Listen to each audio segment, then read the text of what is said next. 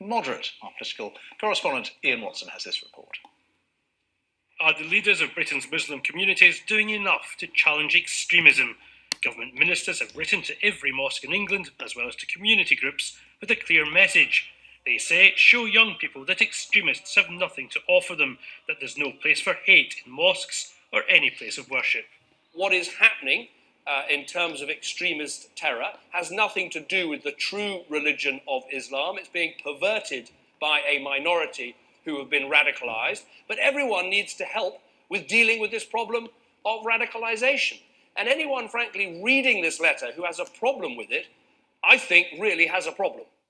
The letter to Muslim leaders, signed by the community's secretary, Eric Pickles, and the community's minister, Lord Ahmed, comes in the wake of the Paris attacks and says, we know that acts of extremism are not representative of Islam, but we need to show what is, and that there's a need to lay out more clearly than ever before what being a British Muslim means today, proud of your faith and proud of your country. This letter to the mosques praises many British Muslims for the condemnation of the Paris attacks. It also makes it clear that there's anti-Muslim prejudice in some parts of Britain and encourages any acts of hatred to be reported. But some say the government's undermining its own case on integration by singling out Muslim leaders and placing the responsibility for tackling extremism firmly on their shoulders. Did the government write to all churches and say, you need to start speaking to young people that Muslims are not the problem in society? When has this ever been done? So why are the Muslim community being singled out in such an approach? I think there should have been better consultation with communities around how best to address this, and it puts Imams in a difficult position now because they're in the they've sort of been put in the public that the government is telling them what to do. But the government says its approach is reasonable. Let's revive the spirit of the Holy Prophet of Islam, Prophet Muhammad, peace be upon him, who said, as long as it takes, persevere in doing right things. How would he deal with these extremists? He would reject it wholeheartedly, and he would say that the philosophy and teachings of Islam is one of communities coming together. Some Labour politicians say the government should be reflecting on why a whole series of initiatives haven't yet successfully tackled the problem of radicalisation. I'm afraid to say that for certainly a couple of years, the government took their eye off the ball. The Communities Department have done very little on this agenda for the last few years. The government's been denounced by some for the tone of its letter, but ministers say they're offering assistance and reassurance to the vast majority of Muslims in Britain, not criticism and condemnation. Ian Watson, BBC News, Westminster. Well, let's get some more reaction to this letter. We can talk now to Omer El-Hamdoon, who's president of the Muslim Association of Britain. Thanks very much for being with us. So you've had a look at the letter. What do you think?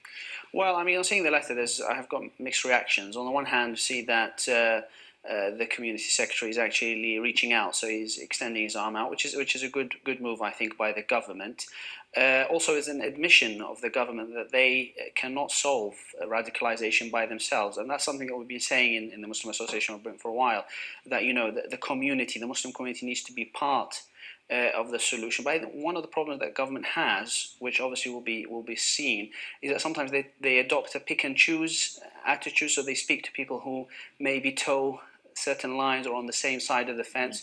And what really needs to happen is that it needs to be extended to a wide range of Muslims and Muslim groups so that we can get a better response.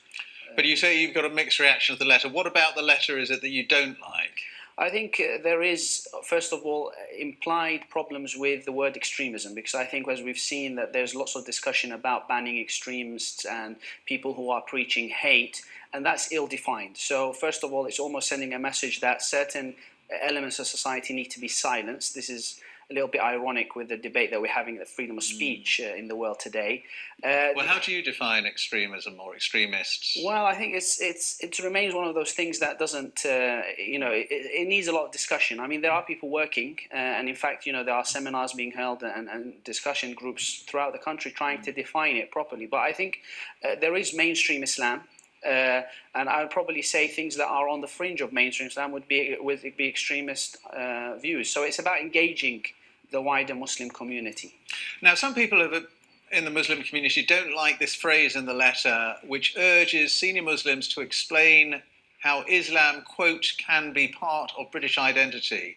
Because the implication is that it isn't part of Yes, British identity, yes. that it could be, but it isn't. Yes. What do you think of that? Yeah, I think that's actually. Is that semantics, or is that an issue with this letter? Well, I think it's probably there is a certain issue to the letter because the letters are written with a frame in mind. They have a core to it, and I think that Muslims are here. They're part of British society. We are British. We have obligations as much as we have rights. So I think there is that feeling there. Sometimes that kind of wording may give that implication of an us and them, which obviously is a problem identified by many. But that might just be clumsy wording, perhaps. Perhaps it is. But I think it is a difficult letter to write because on the one hand, it's asking Muslims to do something, but at the same time, Muslims are not the problem. And as he rightly identified, that Islam doesn't invite to this kind of violence, and there needs to be more done on this regard. But you think the government were right, on the whole, to send this letter? It is right, but I think that the question that we need to look is who does it send it to? Hopefully in the next couple of days we'll see who's actually received this letter.